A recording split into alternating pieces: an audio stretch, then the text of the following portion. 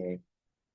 Nah, Ustadz Royan ini beliau eh, mengajar eh, AIK di Universitas Aisyah Yogyakarta. Beliau lulusan juga Kairo ya Ustadz ya, lulusan Kairo Mesir sebelumnya untuk pendidikan di Kairo Mesir, LC, lulusan Kairo begitu. Dan pada kesempatan ini beliau akan membawakan tema tentang fikih minoritas yang itu sangat pas sekali bagi kita yang mungkin berada di jauh begitu ya di negara mayoritas bukan Muslim, kita sebagai minoritas. Semoga nanti eh, bisa memberikan ilmu juga pengetahuan tentang bagaimana menjadi minoritas di negara negara non-Muslim begitu.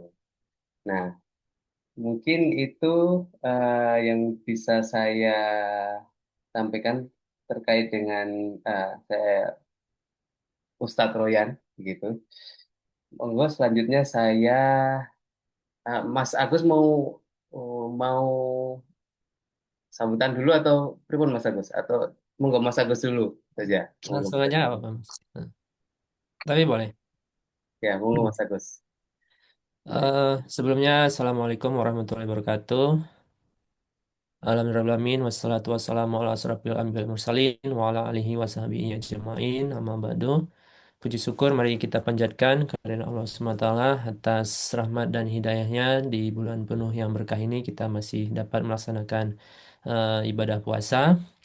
Kemudian serta salawat beriringkan salam pada junjungan kita Nabi Muhammad SAW yang telah menjadi suri bagi tauladan bagi kita semua. Pertama-tama yang terhormat Ustadz Royan yang sudah berkenan hadir di acara pengajian perdana PCIM Hongaria. Kemudian teman-teman majelis di PCIM Hongaria yang sudah berkenan hadir. Yang pertama ingin saya sampaikan terima kasih atas waktunya Ustadz di sudah bisa menghadiri dan mengisi kajian perdana ini. Tentunya ini menjadi pencerah nanti bagi kita semua. Kajian-kajian ini mengisi gitu ya di waktu-waktu di tengah-tengah teman-teman yang sedang berjuang tadi yang seperti yang disampaikan melanjutkan studinya ataupun yang sudah mau menyelesaikan studinya gitu. Jadi tetap merasakan suasana Ramadan gitu. Eh, Sehingga salah satu agenda yang kami laksanakan semoga bisa eh, menjadi apa pembelajaran, kemudian menjadi silaturahmi bersama sehingga kedepannya tidak hanya menjadi agenda eh, rutin gitu ya, tetapi juga berkelanjutan. Yang kedua, tentunya terima kasih teman-teman yang sudah hadir. Semoga nanti kajian ini menjadi pembuka bagi kita semua, bagaimana kita memahami kaidah-kaidah Islam, kemudian fikih-fikih minoritas yang mungkin nanti akan disampaikan oleh Ustadz Rian. Saya kira sedikit dan singkat saja dari saya, Mas David. Terima kasih sekali lagi saya ucapkan kepada Ustadz Rian. Mari kita eh, hadir bersama mengikuti kajian ini. Semoga kajian ini bermanfaat bagi kita semua. Mari kita buka dengan membaca Bismillahirrahmanirrahim. Lebih dan kurang, fastabil khairat. Assalamualaikum warahmatullahi wabarakatuh. Waalaikumsalam warahmatullahi wabarakatuh. Terima kasih Mas Agus atas sambutannya. Kemudian langsung saya sampaikan waktu dan tempat kepada Ustadz Royan. Monggo Ustadz Royan.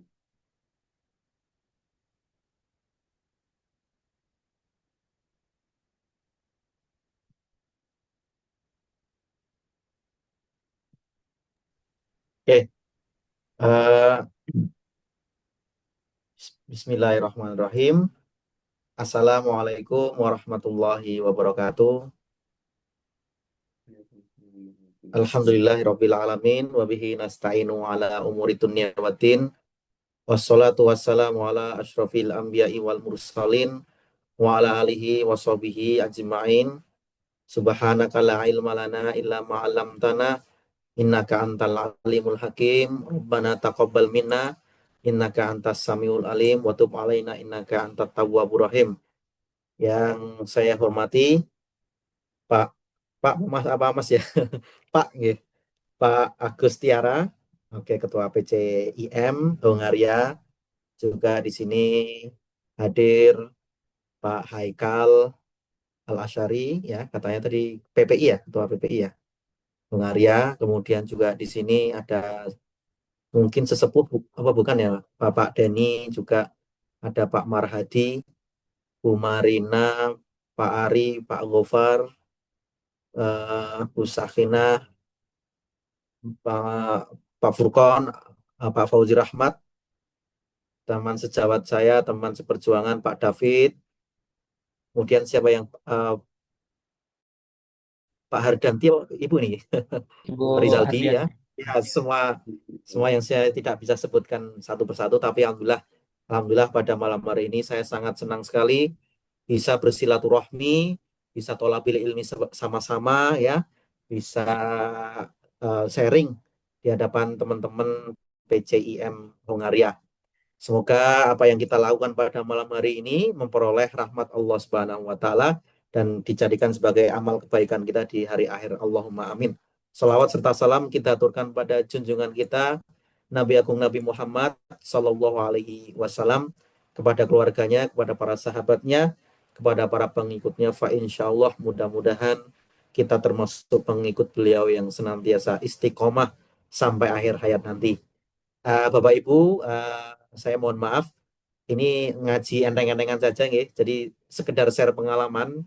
Barangkali saya belum pernah hidup di Hungaria, tapi setidaknya saya juga pernah ikut ya sedikit-sedikit saya menjadi bagian dari PCIM Kairo Mesir, dan juga sekarang ini di PCIM Malaysia, juga di Prim gitu. Prim Perlis ya, perbatasan Malaysia Thailand. Tapi yang jelas kita sama-sama sedang menempuh studi lanjut. Jadi mudah-mudahan saya doakan ya kita sama-sama, mudah-mudahan nanti kita bisa PhD, dan tentu saja ilmu yang kita miliki ya menjadi ilmu yang barokah, menjadi ilmu yang bermanfaat, yang jariah, yang nanti bisa menjadi mercusuar bagi masyarakat kita dan tentu saja bangsa kita ini. Baik, saya akan share screen. Ini ini share apa namanya? Pembacaan dari saya. Ya. Pembacaan dari saya, fikih akoliyat. Akoliyat itu terambil dari kata kolil, lawan katanya kafir. Kalau kolil itu sedikit. Berarti kalau sedikit itu minor. Jadi fikih minoritas. Seperti itu. Eh, kita lihat, ini saya tadi searching. Ya, insya Allah ini valid Bapak Ibu. Ya. Eh, Islam itu agama terbesar ketiga di US. Agama terbesar ketiga di US. Nanti proyeksinya tahun 2050 itu jumlahnya sekitar 8 juta. Sekarang saja wali kota itu kan muslim ya. Jadi kalau menurut hemat saya ya semakin Islam menyebar, berkembang, nanti tantangannya semakin juga besar tentunya. Seperti itu. Nah, kalau di Eropa yang jelas karena ada negara Turki dan Rusia itu yang banyak ya Bapak Ibu ya. Jadi Turki sama Rusia sendiri sudah menyumbang puluhan juta muslimah. Jadi Islamnya sudah banyak sekali, apalagi ditambah dengan Prancis, Jerman, dan lain sebagainya. Kalau di Hungaria berapa nggih, Pak Agus? Banyak mungkin ya. Berapa persen? Mungkin agama ketiga atau keempat? Saya kurang tahu secara jelas. Oke. Jadi, tapi nanti Islam itu akan berkembang, akan ya insya Allah banyak. Nah, kita lihat sama-sama. Dulu waktu Islam datang itu belum menyebar ke seluruh dunia. Masih sangat simpel, diapit dua peradaban, yaitu peradaban Romawi dan peradaban Persia. Dua peradaban itu sama-sama jahiliyah, Bapak Ibu. Jahiliyahnya apa? Kalau Persia itu timpang di hukum, jadi orang yang, mohon maaf, eh, orang besar itu nggak kena hukuman katanya. Tapi orang kecil itu kena hukuman, yaitu di dalam Avesta Sandinista. Itu hukum yang timpang. Tapi kalau Romawi terkenal dengan kejahiliahan juga, jahiliyah gladiator. Itu menurut beberapa sumber seperti Dr. Hussein Haikal, seorang sejarawan itu mengatakan Romawi itu juga jahiliyah, ya. Jadi manusia sama manusia, manusia sama hewan. Kalau memang ada yang kalah, potong kepalanya, jadikan penerangan di kota Roma ketika itu. Sehingga Spartacus ketika itu protes dan dihukum katanya seperti itu. Jadi di tengah-tengah itu Islam itu muncul di tengah, gitu kan. Kenapa Islam itu tidak muncul di Indonesia? Saya baru paham ketika aku kuliah di Timur Tengah. Kenapa Islam itu munculnya di Timur Tengah, Bapak Ibu? Jadi kalau di Indonesia paling ya menerima-menerima gitu saja ya. Tapi kalau di Timur Tengah itu kan orang Arab juga sangat keras, orang Arab juga susah, kan gitu. Jadi cuacanya juga seperti itu ya, dan lain sebagainya. Oke, baik. Nah, sekarang fatwa-fatwa atau fikih minoritas yang berkaitan dengan Ramadan. Nah, ini kemarin ya hasil dari konferensi 2016 di Turki. Bapak Ibu mohon maaf, ini mohon doanya. Prof. Samsul itu baru sakit, jadi baru di ICU ya tadi. Kemudian mudah-mudahan sudah pindah beliau Prof. Samsul Anwar, seorang ulama yang lulusan S1 sampai S3-nya di UIN. Jadi ulama lulusan lokal tapi perannya itu global gitu nggih. Sama seperti siapa? Ketua Takmir Masjid Jogokarian. Itu orang lokal tapi Masya Allah itu mengglobal. Pak Jazir ya. Jadi Masjid Jogokarian itu terkenal. Terkenal. Terkenalnya salah satunya adalah karena jasa Pak Jazir. Pak Jazir itu termasuk juga ya penemu metode Iqra bersama Prof. As'ad Umam dari Kota Gede. Yang bukunya itu sampai luar negeri, Bapak Ibu. Kita lihat buku Iqra itu tersebar di mana-mana. Salah satu jasanya oleh Pak Jazir yang almarhum kemarin ya. Mungkin kalau yang di Jogja sekitarnya tahu ya. Bahkan Pak Jazir ini dikenal di seluruh global ya, bahkan di Indonesia, seluruh Indonesia semuanya kenal. Jadi orang lokal ya, warga lokal ya sangat sederhana sekali, punya mimpi yang besar seperti itu. Nah, kembali ke KHGT ini, mengapa? Ini kan tahun pertama ya, jadi puasa pertama ya, ini yang menggunakan KHGT Bapak Ibu. Ya awalnya kalau kita lihat awalnya Kiai Haji Ahmad Dahlan itu belum diterima. Belum diterima apa? Ketika mengubah arah kiblat, ketika memadukan apa namanya modernitas dan tradisional kan gitu. Awalnya belum diterima, tapi lama-lama juga diterima kan. Nah logika saya, insya Allah KHGT ini memang awal-awal seperti orang asing ya sudah itu. Awal-awal itu asing, tapi saya yakin nanti orang akan membutuhkan ini. Nanti saya akan hitung-hitungan sama Bapak Ibu. Ya, ini kebetulan kemarin ya 2025 kemarin di launching hasil dari konferensi Turki 2016 yang dimana Prof. Samsul itu hadir dan menjadi wakil dari Majelis Tarjih dan Tajdid seperti itu. Oke, kita lihat Bapak Ibu. Nah, kalau ruqyah, kalau Bapak Ibu ditanya, barangkali Bapak Ibu punya kemampuan astronomi yang lebih. Ada yang punya kemampuan syar'i. Jadi ilmu astronomi kalau dalam hal ini awal puasa itu menggabungkan antara ilmu astronomi dan ilmu syar'i. Jadi keduanya itu terintegrasi, harus berintegrasi. Tidak boleh lepas satu sama yang lain.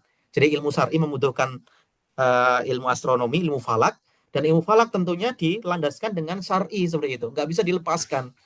Sehingga orang yang mungkin ru'yah total gitu ya, artinya dia pokoknya ru'yah itu ibadah, seperti itu, sudah getol, ya sudah, tidak bisa diapa-apakan, kan sudah getol, bahwa ru'yah itu adalah ibadah. Kalau bagi Muhammadiyah, ru'yah itu adalah wasilah, sarana saja. Kalau mau ke Hongaria dari Eropa namanya, naik tren bisa, naik pesawat boleh, naik sepeda motor mungkin boleh ya, nanti di perbatasan di border dicek nanti. Jadi intinya adalah ibadah puasa itu ya yang diperintahkan ya puasa itu sendiri. Kalau rukyah, hisab, KHGT itu semuanya adalah wasilah Bapak Ibu. Jadi kalau kita ditanya ya kita posisikan dulu. Jadi kalau jenengan itu rukyah itu sebagai apa? Kalau saya rukyah itu hanyalah sebatas wasilah. Hisab sama juga. Hisab sebagai wasilah. Bukan goyah, bukan tujuan. Tujuannya ya puasa itu sendiri. Ini kita dudukan perkara dulu. Nah, kalau rukyah, ya rukyah, rukyatul hilal, itu tidak bisa melihat atau tidak bisa menjangkau seluruh wilayah. Contohnya hadis Quraib. Nah, pernah mendengar ya hadis Quraib? Hadis Quraib itu berbicara tentang apa kira-kira? Pak David, hadis Quraib itu kan ada sahabat yang melihat hilal.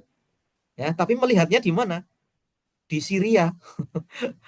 Di, dulu belum ada Syria, dulu namanya eh, apa namanya? Negeri Sam, kan? Sekarang negeri Sam itu ada Syria, Yordania, Lebanon, sama Palestina, kan gitu. Nah, sahabat tadi melihat hilal itu di Sam, melihatnya di Sam. Kemudian ketika ke Madinah lapor sama khalifah ketika itu, lapor sama sahabat. Kamu melihat hilal? Ya, demi Allah saya itu melihat hilal. Tapi di Madinah nggak bisa dilihat hilalnya. Waduh, kacau ya. Oke. Jadi Bapak Ibu, itulah yang menjadi dasar Muhammadiyah itu. Oh, kalau pakai ruqyah itu nggak bisa menyeluruh. Tapi kalau pakai hisab, sekarang pakai kalender, satu hari satu tanggal. Nah ini bisa. Kenapa kok mamanya dalam Masehi, kalau Masehi kan peredaran matahari ya, seperti itu, Gregorian, Masehi. Nah itu kan nggak ada perbedaan pendapat bahkan. Tanggal 1 Januari semua orang memperingati tahun baru. 1 Januari, 25 Desember orang Nasrani di Hongaria Natalan, orang Indonesia 25 Desember Natalan.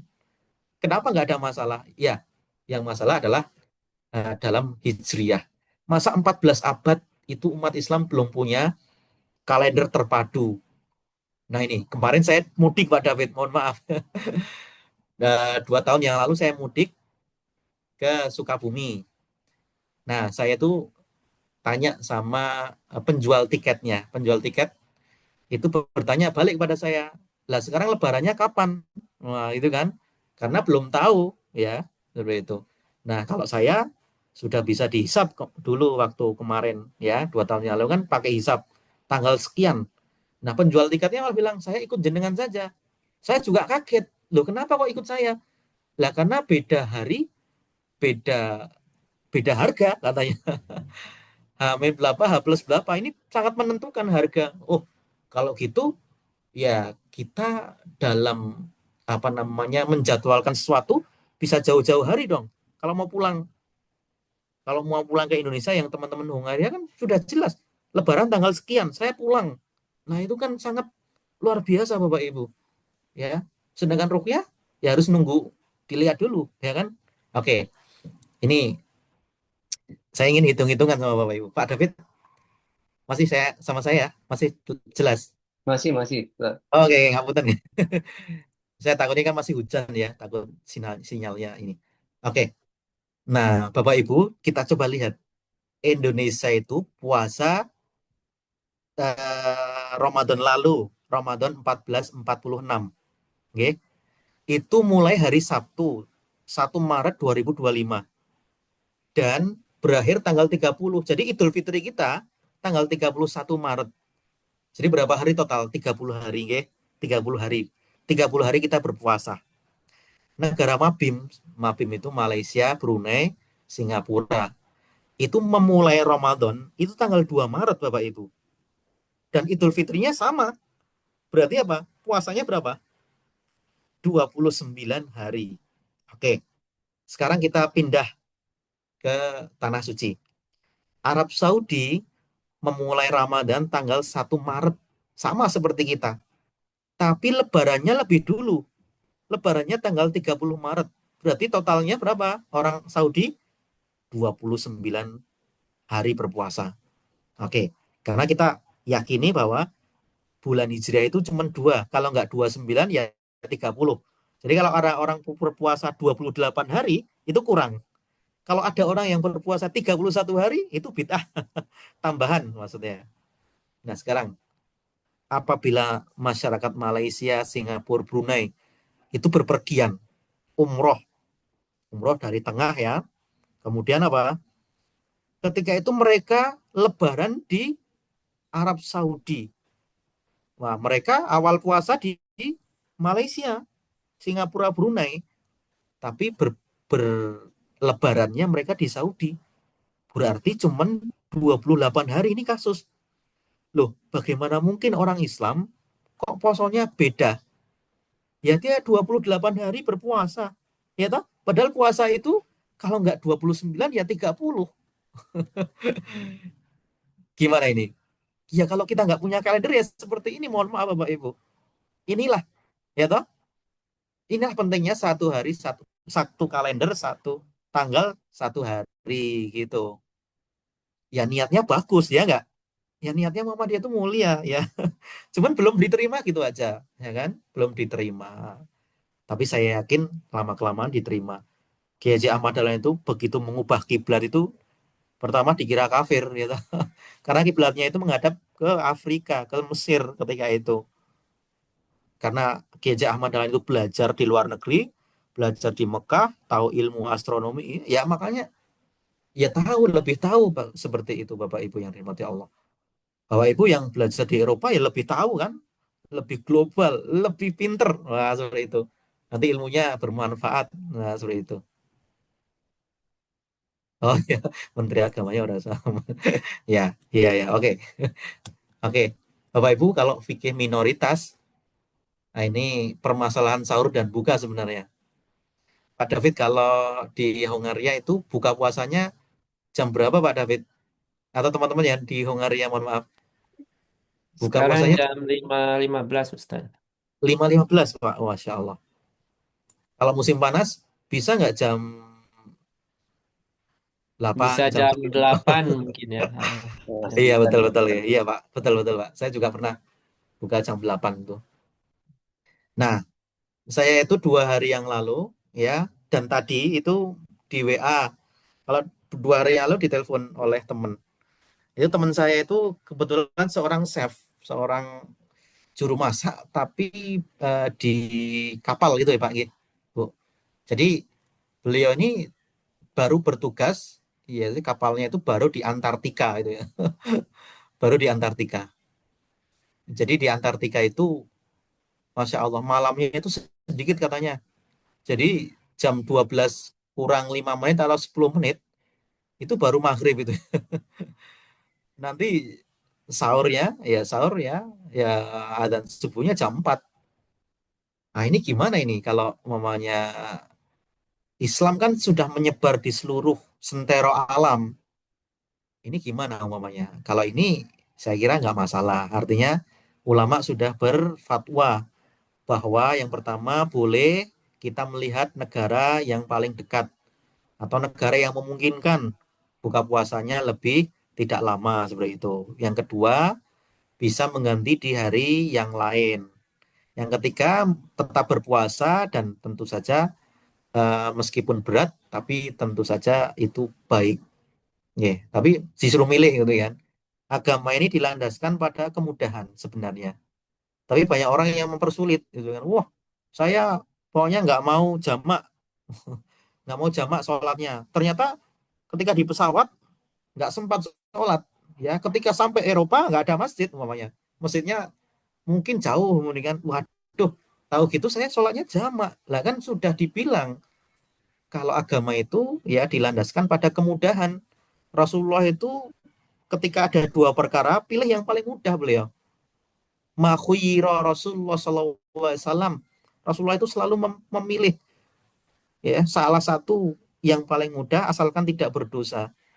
Nah, ini suatu kemudahan Bapak Ibu yang dirahmati Allah. Agama itu tidak mempersulit.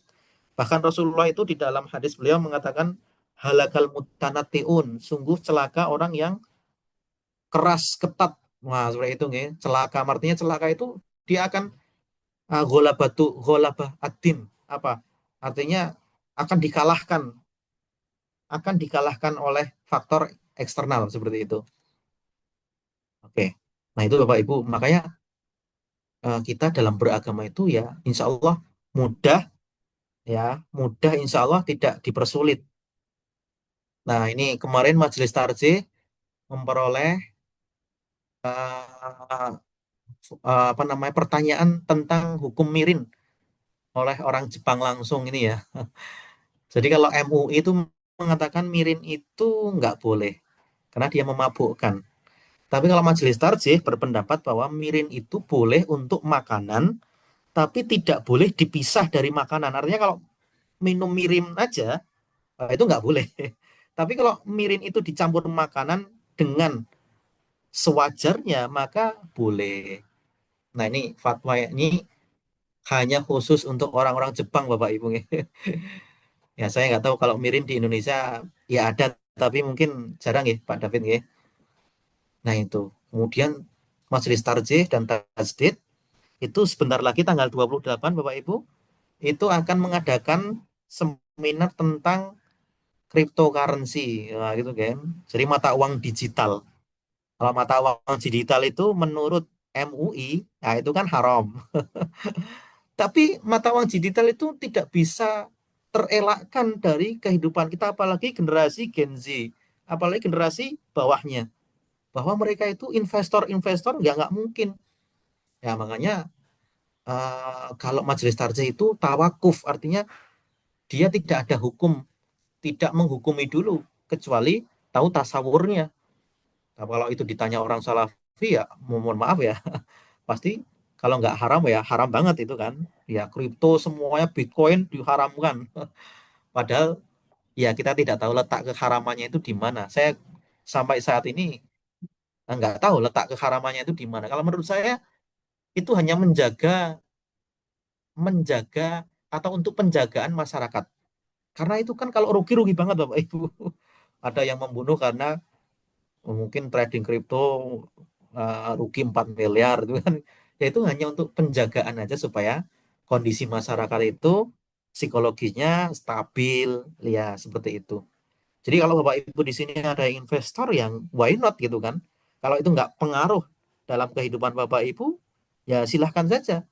Nah, gitu kan. Nggak ada, kalau saya belum melihat keharaman Bitcoin itu dari mana letak keharamannya. Dong, kita harus tahu tentang apa namanya, apa itu blockchain dulu aja kita nggak tahu ya. Makanya dalam hukum Islam itu al hukmu ala syai'in far'un antasawurihi, ya hukum terhadap sesuatu itu kita harus tahu permasalahannya dulu seperti itu. Nah Bapak Ibu kalau nah ini boleh membuka hijab nggak kira-kira? Nah ini kan ada pertanyaan seperti itu karena apa, di Jerman itu Bapak Ibu itu ada kasus orang Mesir itu dibunuh di Jerman ya karena dia lihat dari sarkas banget ya ini orang oknum ini ya itu sampai membunuh ya wanita berjilbab dari Mesir tahun 2010 kejadiannya. Wah itu kan, ya makanya ini gimana? Ada pertanyaan gitu. Gimana kalau umpamanya itu membahayakan kalau pakai hijab? Nah seperti itu.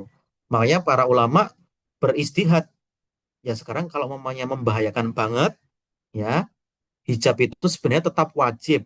Tapi kalau dalam keadaan darurat, itu berbahaya. Mungkin di situ ada apa gitu ya. Nah itu kata ulama boleh membuka hijab untuk keamanan. Tapi setelah itu keadaan normal dipakai kembali. Tapi memang kalau tidak aman-aman itu ya, ya nggak apa-apa. Ya toh? Ya mungkin nanti kalau pulang ke Indonesia pakai lagi maunya. Sampai ada fatwa yang seperti itu Bapak Ibu. Jadi mohon maaf kalau memangnya fatwa seorang ulama yang terlalu ketat, ya itu ya, nah, terus gimana keamanan nanti? Wah, ya. Kan kita berada di negara minoritas yang mayoritasnya bukan Muslim seperti itu, bukan Islam. Nah, bagaimana? Oke.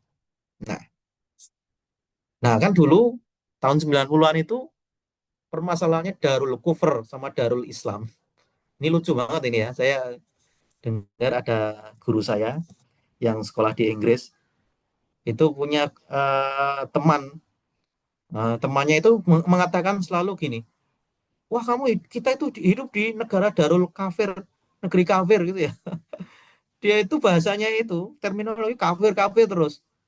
Nah terus kemudian kata guru saya, lah kamu di negara kafir, kamu dapat visa, kamu dapat kerja, ayo gimana kamu ya? Itu yang kamu masuk Darul Kufur itu ya.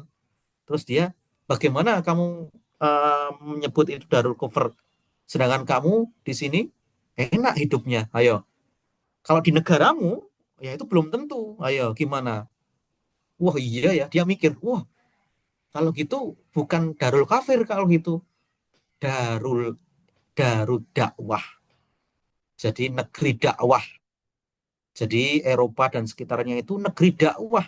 Meskipun tidak mayoritas Muslim, ya, tidak mayoritas Islam, tapi darul dakwah. Jangan ada sebutan darul kafir. Nah, kan gitu. Nah, gitu ya, Bapak Ibu. Jadi ini menarik ini kan.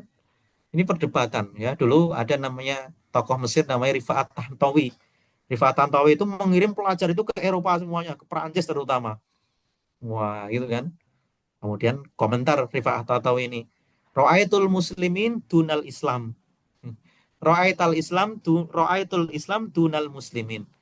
Saya itu melihat Islam tapi tidak orangnya di Eropa itu, ya. Di Eropa itu lebih disiplin, lebih bersih, lebih tepat waktu. Ya bayangkan dengan negara-negara Timur Tengah, ya mohon maaf ya. Mohon maaf, ya toh, tentang kejujuran, kok lebih jujur orang-orang yang non. Nah ini gimana? Nah itu. Nah kita nggak bisa mengatakan darul kufur. Kita bisanya mengatakan darul dakwah, negeri yang harus kita dakwai. Seperti itu. Nah, Bapak Ibu, kata-kata Ibnu Taimiyah, negara yang adil akan didukung oleh Allah meskipun pimpin orang yang bukan muslim. Sedangkan negara yang despotik tidak akan disokong oleh Allah meskipun kepala negaranya adalah seorang muslim. Nah, ini konteksnya ketika itu nggih Bapak Ibu nggih, konteksnya ketika itu. Ini ada catatan bahwa dulu Andalusia, Spanyol itu kenapa kok sekarang tidak banyak Islamnya di sana? Padahal dulu kan awal Islam di Eropa kan di Andalusia, ya kan? Ya karena apa? Karena gubernurnya ya itu menyerahkan kepemimpinan itu kepada non seperti itu. Jadi tentu tetap saja kalau bisa ya kepala negara Muslim tapi tidak despotik gitu ya, tapi ya adil gitu ya. Kalau di Indonesia kan ramai itu ketika siapa Ahok jadi calon itu ya, itu ramai lah Bapak Ibu ya. Nah, oke, ini jam berapa sebentar? Oke, masih 10 menit lagi Pak David ya. Nanti kita tanya jawab atau boleh nanti teruskan ya. Nah, ini fikih minoritas itu dikembangkan oleh Dr. Yusuf Al-Qardawi, seorang ulama Mesir yang hidup di Qatar karena hidup di Mesir sudah tidak aman bagi beliau gitu ya. Beliau ini dikejar-kejar oleh rezim. Bahkan di perjalanan beliau di dalam risalahnya itu, di dalam bukunya, beliau mau ditembak mati Bapak Ibu. Jadi berlindung ke Qatar itu mencari suaka seperti itu. Makanya beliau ini sebenarnya lulusan Al-Azhar S1 sampai S3 menjadi ulama tapi kritis itu ya. Jadi resiko orang kritis itu kadang tidak populis di hadapan tidak populer di hadapan rezim yang mungkin otoriter. Nah, seperti itu ya Bapak Ibu. Kita kok kok itu negeri itu mohon maaf kok otoriter ya. Wah, seperti itu. Kadang-kadang kita kan bertanya kan, apa iya dalam Islam itu ada otoritarianism? Oke. Jadi migrasi abad ke-20 luar biasa ya. Maka beliau mengatakan butuh fikih minoritas karena apa? Ini membahas tentang kehidupan muslim di luar negeri Islam dan masyarakat mayoritas yang non. Nah, ini gimana? Budayanya beda, itu kan? Adat istiadatnya berbeda. Etikanya berbeda. Ya, etika ya saya tahu lah maksudnya di Eropa ya berbeda budaya dan lain sebagainya. Ya, menurut anu sopan. Kalau sopannya menurut kita beda sopannya menurut mereka gitu kan. Nah, seperti itu. Nah, landasannya adalah menjaga agama. Agama tetap dijaga. Menjaga jiwa, akal, harta, keturunan. Kenapa kita, mohon maaf, dilarang untuk mencuri karena menjaga harta. Dilarang untuk berzina. Kenapa? Karena menjaga keturunan, menjaga marwah. Nah, seperti itu. Jadi kadang, nah ini, padahal syariat itu dibangun di atas kemudahan. Jadi menghilangkan kesulitan. Jadi kalau ada kesulitan-kesulitan seorang muslim, muslimah, itu di Eropa ya, ambil yang paling mudah selama itu bukan dosa. Kalau dipilih, nggak ada yang makanan yang halal di sini. Oke, pernah menemui nggak Pak David? Oh, saya kok sulit sulit banget ya makanan minuman di sini yang halal umpamanya. Ya, nah nanti dicari ya kan. Kalau umpamanya kita itu bisa, wah saya bisa meninggal kalau saya nggak bisa makan. Ya hukumnya kan jadi berubah. Ya, tagoyurul ahkam, pitagoyurul azminah, wal amkinah, wal makan. Fatwa itu berubah karena perubahan waktu, perubahan tempat, dan kondisi. Nah, seperti itu. Contohnya apa Bapak Ibu? Perubahan fatwa itu karena perubahan waktu, tempat, dan kondisi. Nah, fatwa tentang apa ini contohnya? Ah, yang berubah. Oh ya, banyak ya. Fatwa tentang tadi mirin, ya toh. Fatwa tentang eh, tentang Homer. Kalau Homer kan memang step by step mengharamkannya. Kalau mau di negeri yang sangat dingin banget. Nah, nih, kalau Homer itu nggak bisa dikiaskan soalnya. Jadi, wah saya kalau nggak minum Homer, kalau kedinginan itu bisa mati. Ya kan, nggak gitu kan. Beda sama makan dan minuman. Artinya, Homer itu tidak bisa dikiaskan. Sama kalau ngomongnya seorang itu nggak berzina itu langsung bisa mati nggak berzina. Nggak mungkin kan. Oke. Nah, ini ada istilah as-sawabit wal mutaghoyirat. Fatwa itu ada yang as-sawabit. Jadi agama itu ada yang prinsip, ada yang tetap, dan ada yang bisa berubah. Yang tetap itu masalah akidah.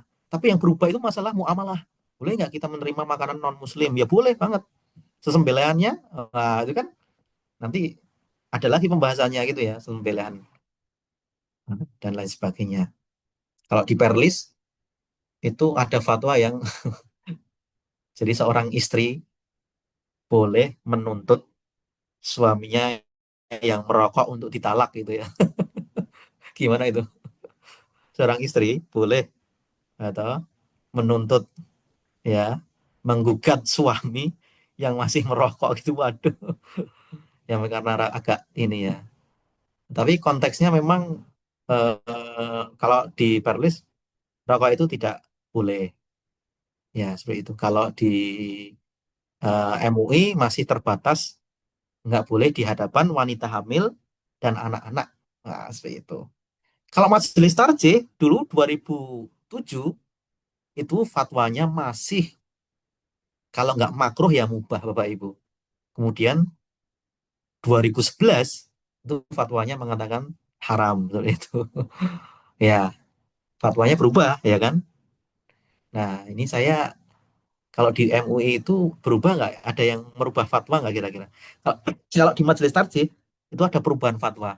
Tapi kalau di MUI itu jarang sekali merubah fatwa Bapak Ibu. Ya, jarang sekali. Kalau sudah berfatwa itu jarang sekali diubah. Dan kalau MUI berfatwa itu dalam apalagi dalam ekonomi gitu ya, itu menjadi mekanisme bank-bank syariah itu menjalankan aktivitasnya. Contohnya Bank Muamalah, Bank BSI, itu semuanya itu pakai fatwa dari MUI Bapak Ibu. Wah, hebat sekali ya fatwanya kan. Meskipun fatwanya itu kadang nggak mengikat, tapi fatwa itu bisa dipakai di seluruh bank syariah. Hebat ya. Nah ini tagoyirul fatwa bitagoyirul zaman wal makan wal hal. Nah, seperti itu. Dulu orang ke kuburan nggak boleh, tapi kan berubah itu hukumnya. Jadi boleh karena ingat mati kan, ingat wafat dan sebagainya. Oke, ini politik. Jadi boleh nggak talfik? Talfik itu apa? Talfik itu kalau mahasiswa kita Pak David itu talfik itu maksudnya gini. Kamu puasa ikut mana? Saya tanya itu. Jawabannya apa? Saya puasa hari Kamis ikut pemerintah. Oh kan, kalau saya sendiri kan Rabu ini ikut Muhammadiyah nih. Tapi kalau mahasiswa saya banyak dan 95% ikut hari Kamis itu kan. Nah, ketika Idul Fitri, nah saya tanya lagi, nanti ke Idul Fitri ikut mana? Ikut yang paling cepet Pak. Wah, ini nggak boleh. Ikut Muhammadiyah gitu kan. Waduh, itu sama saja seperti apa? Seperti talfik dalam masalah nikah.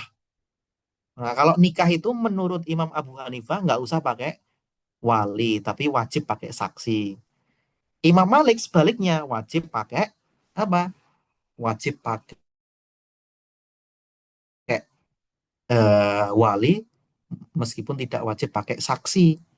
Nah, ada orang yang pengen enak EDW, pengen enaknya sendiri. Dia mentalfikkan, menggabungkan pendapat yang enak-enak.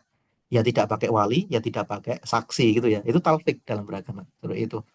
Nah, istihad. Nah, jadi istihad. Nah, sekarang secara epistemologi ya itu metodologinya, caranya, nggih, berdasarkan fikih wakil. Nah, ini kejadian di Eropa. Bisa nggak itu diberi fatwa? Kan berbeda kan. Orang yang belum pernah ke Eropa ya jangan memandang lokalitas di negara yang bukan Eropa itu kan. Oke. Dari fikih minoritas menuju fikih prioritas. Oke, ini kita lihat amal-amal utama Bapak Ibu. Puasa, siapa yang berpuasa akan dijauhkan dari api neraka sepanjang selama 70 tahun. 70 tahun, Masya Allah ya. Kita kalau berpuasa itu sehari kita berpuasa di sisi Allah itu ternyata 70 tahun kita bisa dijauhkan dari api neraka, Masya Allah. Nah, puasa itu sepaket ya, puasa siang puasa sampai dari pagi sampai sore sampai maghrib. Kemudian malam harinya itu paket yang lain, nah gitu kan. Paket lainnya apa? Qiyamul Ramadan, taraweh. Nah, taraweh ini man qoma Ramadan imanan wahtisaban ghufira lahu ma taqaddama min dzanbihi. Masya Allah. Siapa yang sholat taraweh, siapa yang lama berdiri ketika sholat taraweh, Allah akan ringankan besok berdirinya di yaumil kiamah besok. Nah, ini hadis-hadis eskatologis itu banyak. Wah, seperti itu.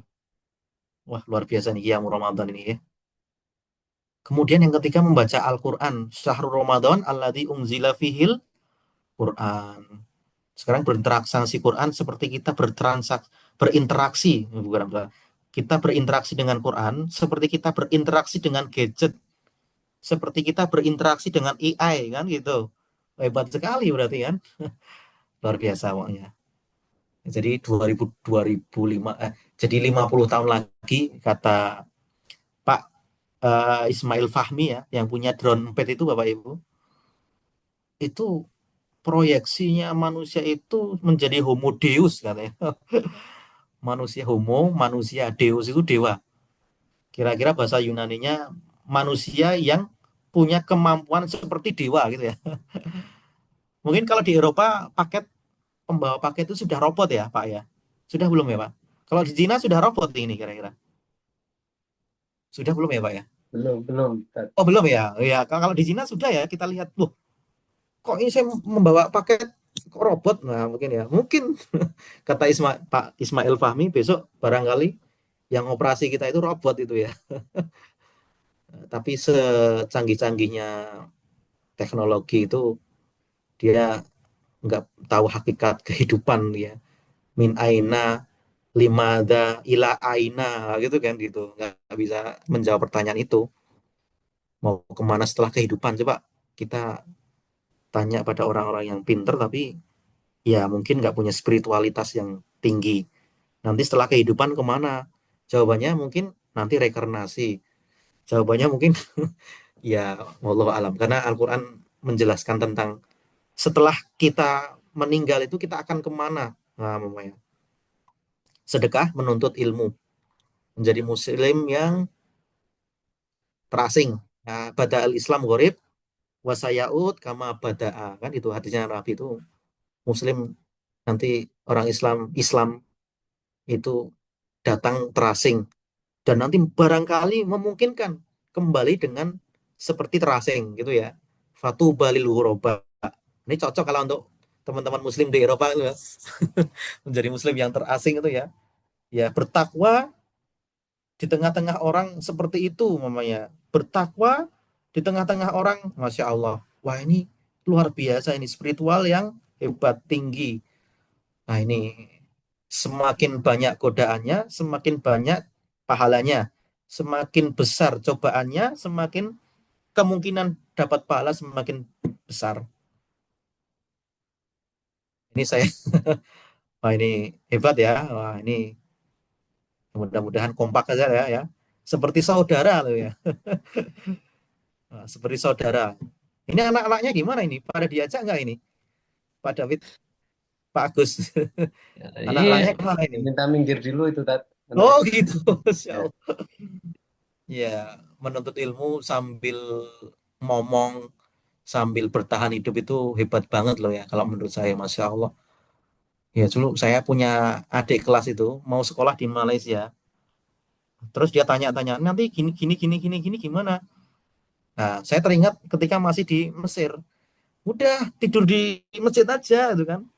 Terus dia jawabannya gini, "Ah, saya punya anak istri ya. Kalau dulu waktu jomblo mungkin bisa tidur masjid. Nah, tapi sekarang gimana mau?" Oh iya, jadi nggak mudah ya Pak ya. Ternyata ya Pak ya punya anak, punya keluarga untuk survive gitu ya, Masya Allah. Itu luar biasa itu, Ge. Jadi PSD itu kadang faktor non teknis, faktor yang lain mungkin. Wah, hebat sekali ya PSD itu ya. Nah, saya mau cerita sedikit ini Bapak Ibu. Dulu saya tuh sering diajak bendahara PCIM. Sekarang jadi juragan travel. Itu ngajak ke saya, yuk bro, kemana? Ke Pak pejabat KBRI, para penasehat. Ngapain? Ya kita udah mau diusir ini. Kenapa? Ya nggak ada uang lagi untuk membayar kontrakan ini. Waduh, udah 3 bulan. Wah gitu ya. Dari tahun 2009, saya ingat banget itu Bapak Ibu. Dari 2009, terus proposalnya itu dari 2012 sampai baru di ACC 2022 ya. Itu beberapa tahun itu perlu perjuangan. Akhirnya kita punya markas, punya atau beli apartemen Bapak Ibu. Jadi memang mahasiswa-mahasiswa ya nggak punya, we have no money gitu ya. Ya kita nggak punya apa-apa ya kan. Tapi apa yang bisa kita jadikan itu bisa menjadi legacy apa? Kita itu nulis Bapak Ibu. Nulis. Pokoknya keilmuan semua kita tulis. Jurnal kita terbitkan, buku kita terbitkan. Wah ini. Jadi pimpinan itu melihat, wah ini. Jadi Pak Din Samsudin itu sering wirawiri itu ya. Pak Haidar juga sangat bangga ini produktif sekali nih PCM Kairo Mesir ini. Wah, jadi kalau menurut hemat saya, yang ini dari PCM itu nulis Islam di Eropa atau integrasi keilmuan antara integrasi keilmuan namanya. Apa yang bisa kita apa namanya tulis, apa yang bisa kita hasilkan kita produktif Bapak Ibu, wah itu menjadi hal yang sangat baik. Atau sekarang kan orang digital semua ya. Jadi PCM punya YouTube, wah, ya kan punya YouTube terus kemudian wah kita syuting hal-hal yang baik gitu kan. Sekarang nah gitu. Medianya kita genjot ya toh. Nah, terus kita punya legacy. Itu kok anu ya, itu gambarnya anak kecil kemudian sampai orang ya. Hidup ini singkat. Ya hidup ini memang singkat ya. Kalau tahu-tahu lulus saja ya. Tahu-tahu berapa tahun Pak David beasiswanya mudah-mudahan masih ya Pak David. Ya, bentar masih. Tolong. Amin, amin, amin masih ya. Masih di cover insya Allah. Wah ini luar biasa ya. Ya, selek nanti anaknya sekolah ya kan. Jadi gentenan le sekolah gitu. Gantian sekolahnya. Wah, oke. Saya tuh kalau pikir-pikir, oh ya gantian sekolahnya ya nanti ya. Kalau nggak sempat selesai nanti kita bayar, anak kita bayar juga kan seperti itu. Oke, nah itu Bapak Ibu yang bisa saya sampaikan. Ini hanya diskusi ringan mawon, ya. Jadi ya nanti kalau ada masukan boleh, tapi kalau ada uh, masukan atau apa, ya, apa yang saya tidak ketahui nanti saya juga ngikut ke Bapak Ibu nih, karena kita semua we all are the same ya, kita sama, kita sama-sama kader lah gitu, kita sama-sama baru PhD seperti itu. Oke, sekira itu Pak David, saya kembalikan ke Bapak, Bapak Ibu, matur suwun, terima kasih, thank you very much. Monggo Pak David.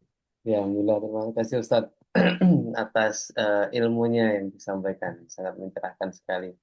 Monggo Bapak Ibu, kalau ada pertanyaan, monggo Mas Ari, monggo Mas Ari. Baik, terima kasih Mas David. Izin saya off cam ya, Jin, Jin. Ustadz. Jadi Ustadz, saya pertama-tama saya bersyukur akhirnya ada pembahasan fikih minoritas lagi. Jadi sebenarnya ini hal-hal yang sangat ditunggu-tunggu, khususnya untuk saya sendiri dan mungkin teman-teman yang sekarang tinggal di Eropa, khususnya di Hungaria. Saya sekarang sudah tidak di Hungaria lagi, Ustadz. Saya lagi di Indonesia. Tapi selama tinggal di Hungaria ada 3 kegelisahan saya, khususnya sebagai minoritas. Pertama itu terkait kita sebagai kader Muhammadiyah yang tinggal di Hungaria, kader Muhammadiyah yang tinggal di Hungaria atau Eropa, bagaimana menyikapi tentang perbedaan pengambilan keputusan untuk misalnya memulai puasa dan menentukan kapan kita lebaran, seperti itu Ustaz. Selama ini kebetulan kami jadi saya sering cerita, saya tidak memiliki banyak pengalaman sebagai kader Muhammadiyah. Saya hanya ikut TM TM 1 ketika SMP di IRM Muhammadiyah Makassar.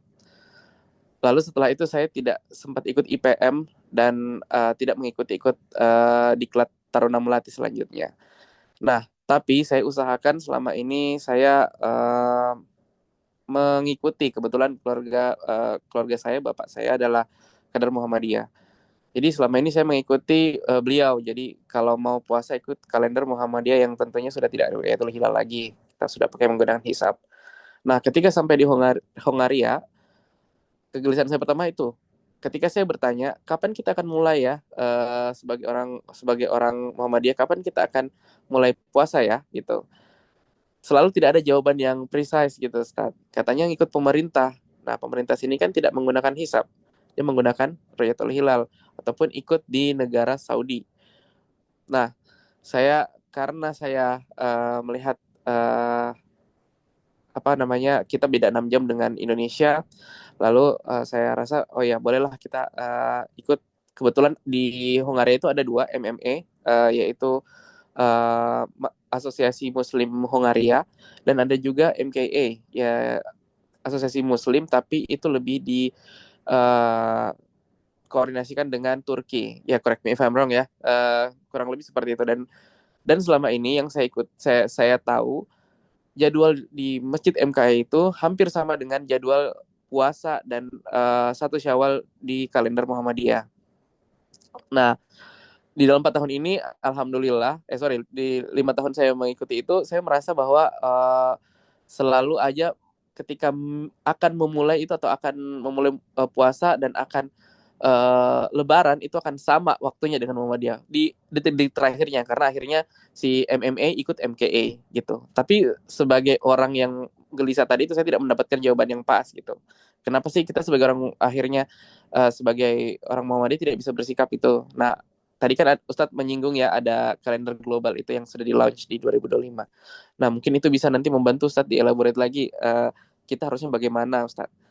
Terus yang kedua, tentang sholat Ustadz. Sholat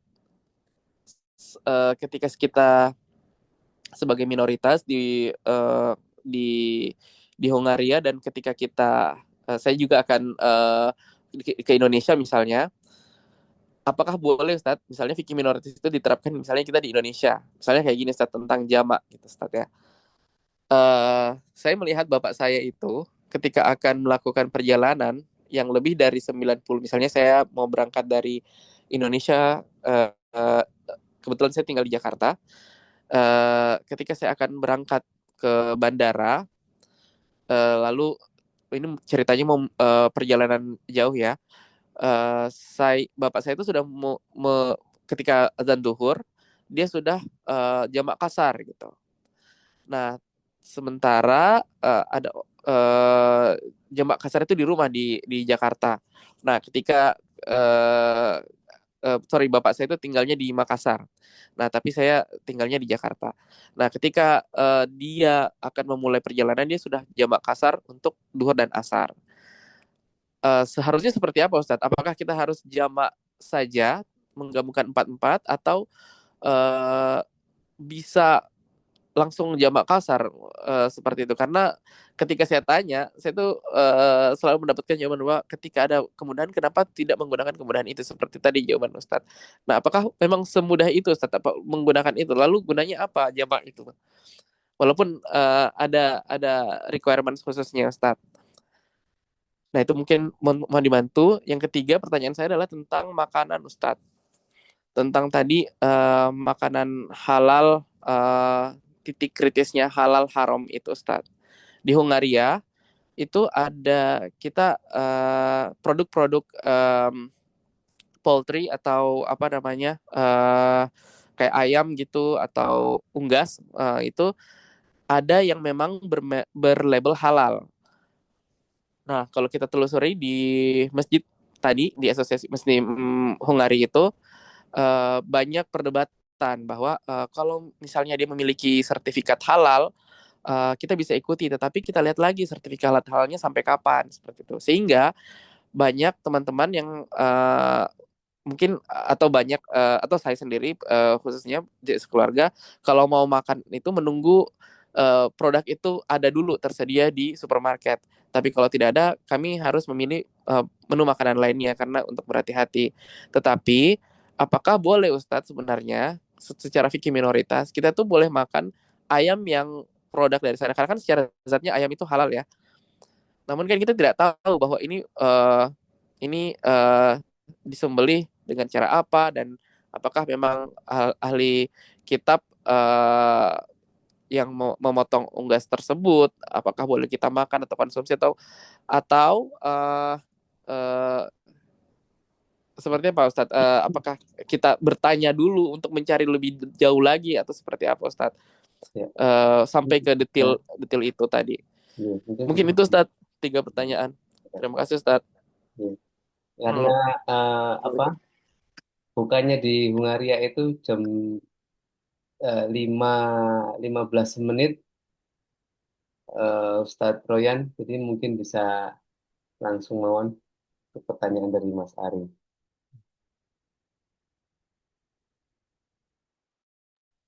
Wah, ini pertanyaannya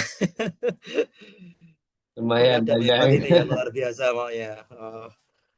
Ini Pak Ari ini alhamdulillah ya berarti sangat perhatian dengan agama dan tentu saja beliau memiliki orang tua yang tentu saja kader Muhammadiyah Aisyah ya, bagus ya. Nah, ini Pak, jadi alhamdulillah kalau menurut saya ya menjawab pertanyaan nomor dua dulu ya. Jadi sholat jamak. Nah ini kalau saya sendiri, saya sholat jamak itu kalau ada kepenatan Pak. Kepenatan itu yang memungkinkan saya itu tidak bisa punya kesempatan untuk sholat dengan kondisi yang seperti maksudnya maksudnya gini, ketika ini saya mau pergi dari Jogja ke Magelang pokoknya. Nah, saya tahu bahwa nanti di Magelang itu ah ribet, maksudnya harus wudhu dulu dan lain sebagainya. Maka kalau saya sendiri dengan jarak yang seperti itu, dengan kepenatan yang seperti itu, ya saya sholat jamaah seperti itu. Oke, bahkan Rasulullah itu beliau menjamak sholat ya tanpa ada sebab gitu ya. Loh, ini dari hadis dari Ibnu Abbas ya Rasulullah menjamak sholat tanpa hujan, tanpa keadaan di Madinah itu chaos gitu kan.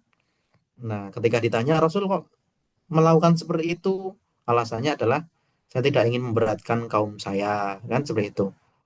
Ya, intinya bahwa gini, Pak. Jadi kalau menurut saya, kalau kita ada kepenatan, kalau kemungkinan kita itu mungkin nanti akan sulit di tempat yang kita tuju tadi, ya sudah kita ambil rukhsah saja.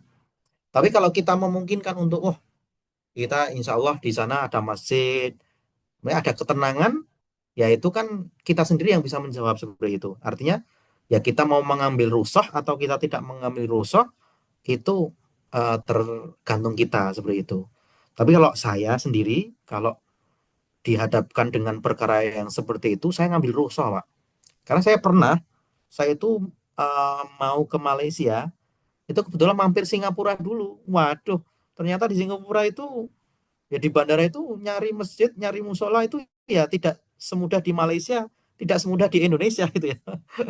Nah itu waduh saya nyesel kalau nggak sholat apa saya jamak itu. Ya pernah Pak saya gitu, Pak. Masya Allah. Ya jadi takutnya saya tuh kalau mamanya nanti nggak jamak, saya nggak bisa sholat. Takutnya gitu. Nah kalau sudah punya perasaan itu, ya kita boleh untuk menjamak sholat seperti itu.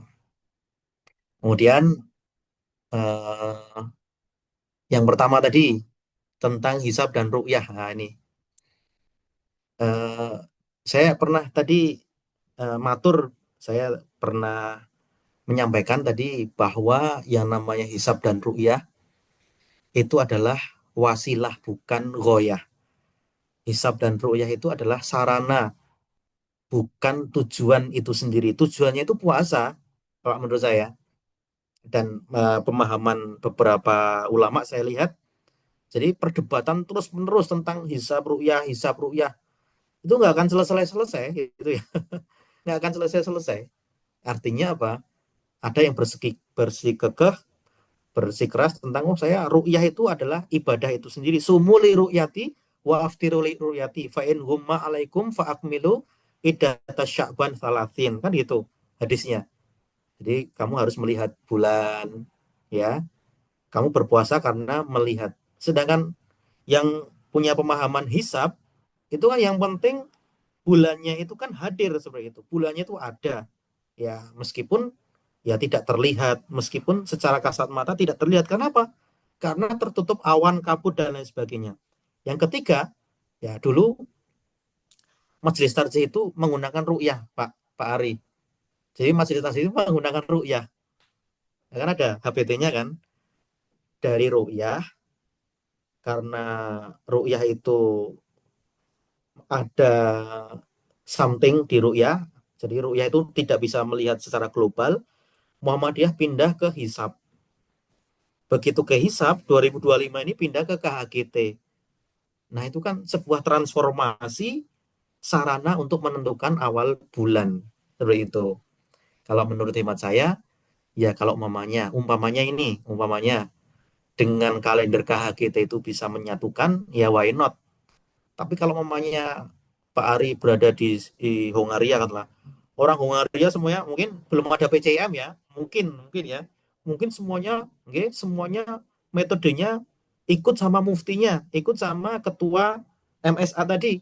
Ya sudah, kalau menurut saya ikuti yang Bapak Ari yakini, Bapak Ari senang gitu aja kalau menurut saya kan. Kan pemerintah kita memberikan kebebasan siapa ya. Jadi pemerintah kita tidak bisa memaksakan, pemerintah itu memberikan kebebasan kita untuk memilih. Jadi kita itu tidak dosa, Pak. Kalau memilih salah satunya tidak dosa seperti itu. Tapi kalau saya ya kerja di Muhammadiyah di Aisyah, ya paling tidak saya ikut kendaraan Muhammadiyah Aisyah seperti itu. Gitu Pak Ari. Jadi Pak Ari nggak usah worry ya, nggak usah khawatir. Yang Pak Ari yakini, insya Allah yang Pak Ari sampaikan itu make sense itu ya, bagus ya. Saya kira Pak Ari sudah punya ikhtiar untuk apa nama istilahnya mencari, mencari dan mencari kan itu suatu kebaikan itu ya. Yang nomor tiga, kapan-kapan saya jawab kalau saya silaturahmi lagi ya. Ini penting soalnya ini Fazlur Rahman aja sampai dihukumi kafir ini kalau sesembelihan non Muslim ini ya ini tema yang panjang Pak. Kebetulan saya juga anggota lembaga halal di Yogyakarta. Jadi di Yogyakarta itu 70% ya tempat penyembelihan hewan itu belum syar'i ternyata. Wah, panjang ceritanya, Pak. Itu belum syar'i. Jadi ketika kita ke pasar itu ayam ya, contohnya ayam yang simple ya. Ayam itu tidak disembelih al-khuru al-mar'i sama ini. Jadi tidak terpotong tiga, tiga yang harus terpotong dalam syariat. Kalau seperti itu kan bisa jadi bangkai ya. Jadi dia meninggal itu karena ditumpuk bukan karena disembelih. Wah, seperti itu. Wah, itu bagaimana hukumnya? Ya kalau nggak tahu ya nggak apa-apa ya kan. Kita tidak dihukumi dengan apa yang kita tidak tahu. Tapi kalau kita tahu melihat dan lain sebagainya, kita makan, wah kita nanti ditanya juga ya. Ya seperti itu Pak. Jadi itu kenyataannya memang seperti itu. Ya nanti panjang ini ya. Jadi diskusinya panjang. Ya barangkali nanti saya WA Pak Hari ya, Pak David. Ya ini panjang perdebatannya ya. Ada buku khusus itu ya tentang makanan dan minuman Iya, halal. Monggo Pak David, saya serahkan ke Pak David iya. karena Terima mau kasih. buka ya. Iya, terima kasih Ustadz. Alhamdulillah. Sedikit Mas David. Oh iya, ya Mas Ari. Jadi untuk memastikan aja Ustadz. Jadi saya hanya butuh bimbingan aja Ustadz. Kalau seperti itu untuk pertanyaan kedua tadi untuk sholat, berarti kalau kita mengambil rukhsah, berarti bisa langsung jamak qasar atau jamak saja Ustadz. 4-4 atau 4-2 Ustadz. Sorry, 2-2 Ustadz. Ya baik, bisa dua-dua Pak Ari. Bisa dua-dua atau kita tidak mengkosor berarti ya 4-4 seperti itu. Tapi memudahkan itu jamak kosor antara zuhur asar dan maghrib isya. Jadi maghribnya 3 kali, isya 2 kali kalau umpamanya mau Ya, dijamak seperti itu. Yang baik tidak bisa Ustadz. dijamak itu adalah yang ganjil. Kalau Baik, yang genap bisa ya. Dan subuh tidak bisa dijamak. Mau baik dijawab pakai Ustadz. apa subuh ya? Oke, makasih Pak Ya, Ari. Jadi baik Ustadz. monggo kosor boleh ya. Ya, izin Mas David, nanti saya boleh minta nomor WA-nya Ustadz ya, Pak. Ya, sadar. Mas Ya, David. bisa, bisa, Ya, bisa. makasih banyak. Iya, Assalamualaikum warahmatullahi iya. wabarakatuh. Oke, matur suwun. Makasih. Alhamdulillah. Terima kasih Ustadz, Ustadz Royan atas waktunya sudah meluangkan waktu juga untuk teman-teman yang ada di Hungaria dan rela sampai jam 11 seperempat ya di sini malam. Matur suwun sangat Ustadz. Terima kasih atas ilmunya dan semoga menjadi amal jariah Ustadz kelak yang dibalas oleh Allah. Dan kami dari PCIA Hungaria mengucapkan terima kasih pada Ustadz Royan. Kebetulan karena yang di Hungaria sudah mulai untuk berbuka ini, jadi mohon maaf kita untuk jika ada pertanyaan lebih lanjut, nanti insya Allah bisa menghubungi Ustadz Royan lagi. Kebetulan dari Jogja, gitu nanti saya, kalau boleh nanti saya share jika ada pertanyaan kontaknya Ustadz Royan, saya share ke teman-teman di Hungaria Ustadz. Gitu. Begitu mungkin Mas Adi. Kalian reunian itu, Mas David kan pada di Jogja, Oh iya, Mas Denny juga kan, Mas Ari kan di Jakarta juga. Siapa tahu lagi mampir ke Jogja. ya, anjing. Baik, kalau begitu, terima kasih Ustadz. Jazakallah khairan katsir. Amin. Karena sudah berbuka yang ada di Hungaria, kita tutup agenda kajian kita pada sore hari ini di Hungaria dan malam hari ini di Indonesia dengan membaca hamdalah bersama-sama. Alhamdulillahirrahmanirrahim. Sekali lagi, Amin. matur suwun Ustadz. Mohon semoga tidak kapok nanti kita kalau kita undang lagi begitu Ustadz. Ya, Pak David. Ya, matur nuwun. Assalamualaikum warahmatullahi Sama-sama. wabarakatuh. Selamat berbuka bagi teman-teman. Waalaikumsalam. Oke. Selamat berbuka Bapak Ibu yang dirahmati Selamat sahur, Selamat Oh, Mas sahur David. dari Indonesia. Ye, matur nuwun Din pamit Ustaz. ya Pak David, ya, matur Iya, suwun Pak iya. Agus. Ye. Ye. Oke, teman-teman pamit. Assalamualaikum. Salam. Waalaikumsalam.